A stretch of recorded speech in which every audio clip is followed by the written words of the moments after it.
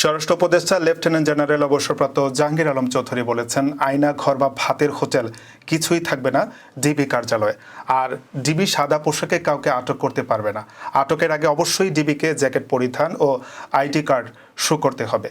সোমবার দুপুরে রাজধানীর মিন্টো রোডে ডিবি কার্যালয় পরিদর্শন শেষে সাংবাদিকদের এক প্রশ্নের জবাবে তিনি কথা বলেন। ডিবি কার্যালয়ে আয়না ঘর ছিল বলে জেনেছি। আপনি আজ ডিবি কার্যালয় পরিদর্শন করলেন, ডিবিতে সেই আয়না ঘর এখন অক্ষত রয়েছে কিনা জানতে চাইলে তিনি বলেন, আয়না ঘর বলে কিছু নেই। আমি ডিবিকে বলেছি ডিবি কার্যালয়ের ভিতরে এই পুকুরটা যেন আয়নার মতো পরিষ্কার থাকে। আয়না ঘর বলে কিছু থাকবে না, কোনো ভাতের হোটেলও থাকবে না ডিবিতে।